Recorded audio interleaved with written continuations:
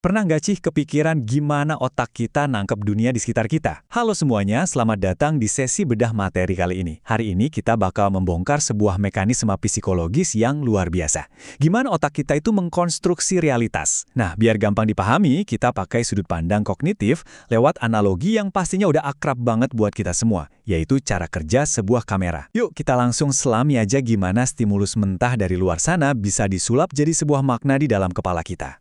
Di sesi kali ini, kita punya 5 poin utama, mulai dari mendefinisikan apa itu lensa pikiran kita, syarat menangkap cahaya, prosesor kognitif, filter mental, sampai proses editing akhirnya.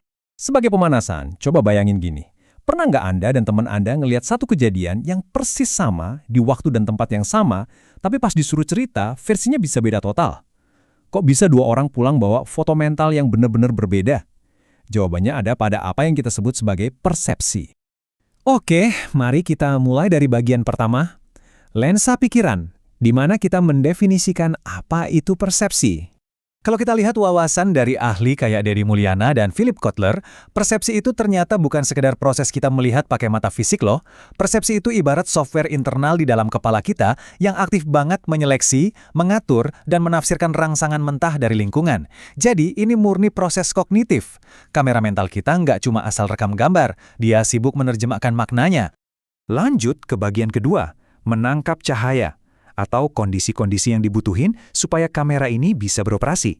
Menurut pakar psikologi Bimo Walgito, persepsi butuh 3 syarat utama. Pertama, harus ada objek fisiknya alias si subjek foto. Kedua, alat indera kita yang tugasnya jadi lensa buat nerima stimulus itu dan ngirim sinyalnya ke saraf sensorik.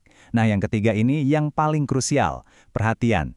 Perhatian ini tuh persis kayak fitur autofocus di kamera Anda. Kalau perhatian kita nggak ngunci ke targetnya, lensa cuma bakal nangkep gambar yang ngeblur, dan persepsi nggak akan terjadi secara utuh. Sekarang, mari kita buka bodi kameranya. Masuk ke bagian ketiga, prosesor kognitif. Disinilah letak perbedaan paling mendasarnya. Sensation atau sensasi fisik itu cuma proses alamiah waktu cahaya menabrak reseptor saraf di mata Anda, murni fisik. Tapi interpretasi kognitif, nah itu proses psikologis di mana software otak Anda benar-benar merender dan menciptakan gambarnya. Sensasi cuma ngasih tahu kalau ada pantulan cahaya, tapi persepsilah yang ngebisikin Anda, itu kan wajah sahabat lama kamu. Proses ngerender ini ada tahapannya. Kalau kita bedah konsep dari Miftah Toha, otak kita awalnya menerima stimulus mentah dulu. Habis itu masuk tahap registrasi, ibarat kamera lagi nge-save file RAW ke memory card. Dan puncaknya ada di tahap interpretasi. Disinilah sisi kognitif kita bekerja penuh ngasih arti dan makna psikologis ke file RAW tadi. Nah, karena otak kita pakai software interpretasi internal ini, ada satu poin insight keren banget dari Robbins dan Timothy. Mereka bilang, apa yang diterima seseorang itu pada dasarnya bisa beda jauh dari realitas objektifnya. Gila kan, foto yang diproses otak kita ternyata gampang banget terdistorsi. Jadi, objektivitas murni itu seringkali cuma ilusi. Terus, apa sih yang bikin foto mental kita beda-beda? Kita kupas di bagian keempat, filter mental. Riset dari Sobur nunjukin kalau filter persepsi punya 3 komponen. Pertama, seleksi. Karena kapasitas memori kita terbatas, otak harus menyeleksi dan menyaring ribuan stimulus eksternal setiap detiknya. Kedua, interpretasi, yaitu meringkas informasi yang super kompleks biar gampang dicerna. Dan ketiga, reaksi.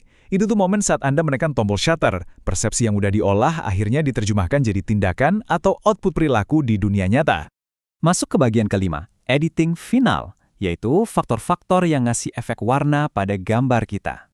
Faktor kayak pengalaman masa lalu, harapan, dan penilaian pribadi kita itu bertindak layaknya filter foto yang super subjektif. Mereka ini yang mengubah hasil akhir foto Anda. Misalnya gini, kalau di awal Anda udah punya ekspektasi bahwa seorang polisi itu pasti kaku dan otoriter, ya otak Anda bakal ngedit dan melihat mereka seperti itu, terlepas dari sifat asli individunya. Gara-gara filter editing personal ini, dipastikan nggak ada 2 orang yang punya jepretan mental persis sama.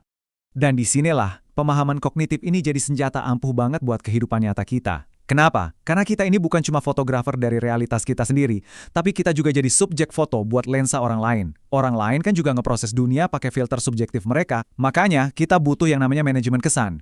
Ini hubungannya erat banget sama atribusi, yaitu gimana otak orang lain menebak karakter, motif, atau sifat kita dari apa yang mereka lihat. Supaya proses atribusi di otak mereka menguntungkan buat kita harus proaktif mengatur pose dan pencahayaan kita. Dengan merancang perilaku, tutur kata, dan ekspresi secara sadar, kita bisa memastikan waktu sensor mereka ngerender gambar kita ke prosesor kognitifnya, makna yang muncul benar-benar selaras sama citra yang ingin kita bangun. Intinya, pahami cara kerja kamera orang lain, dan pastikan Anda masuk ke dalam frame mereka dengan sempurna.